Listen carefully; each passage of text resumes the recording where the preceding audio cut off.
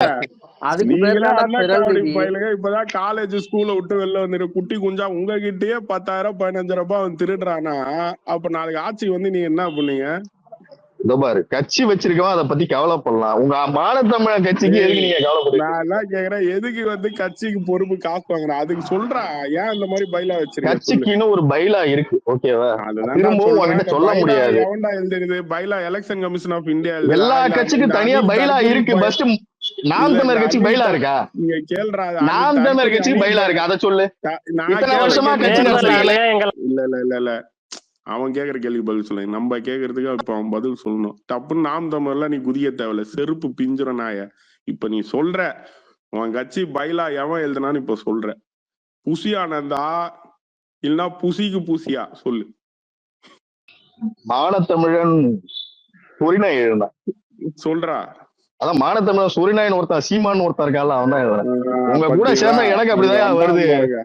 ஏதாவது தெளிவா பேசுங்கன்னா ஏண்டா எலெக்ஷன் கமிஷன்ல அந்த மாதிரி ஒரு ரூலே கிடையாது.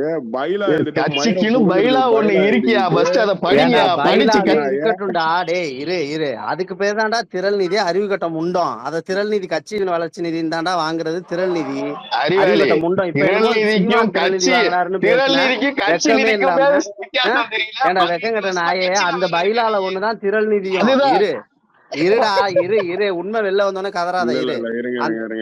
இருங்க. திரள் நிதினா கிரவுட் ஃபண்டிங், ஓகே, டொனேஷன் ஆஸ்பெக்ட்ல அது போயிடும். கிரவுட் ஃபண்டிங் இப்போ பொறுப்பு போடுறதுக்கே ஒரு அண்ணாக்காவடி நாயங்க நீங்க உங்ககிட்டயே 10,000 ரூபாய் 20,000 ரூபாய் வாங்குறானே, ஏன் வாங்குறான் அது சொல்லு. நீ மத்ததெல்லாம் நீ போவாத. மானத்தமிழர் நாம் தமிழர் கட்சிக்கு பைலா இருக்கா? ஃபர்ஸ்ட் அத சொல்லு. நான் கேட்டது பதில் சொல்றா. எதுக்கு வந்து 10,000 ரூபாய் 20,000 ரூபாய் வாங்குற? சரி, உங்க கட்சிக்கு ஃபர்ஸ்ட் பைலா இருக்கா? மானத்தமிழர் ஒரு கட்சி வச்சிருக்காரு, அது பைலா இருக்கா?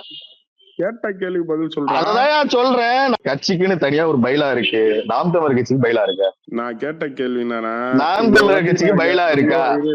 தெளிவா கேக்குறேன். இன்னொரு வாட்டி நீ வந்து தேவையில்லாம இப்படி பேசிக்கிட்டு இருந்தா உங்க அம்மா சிலுக்குன்னு சொல்றது தவிர எனக்கு வேற வழி இல்ல.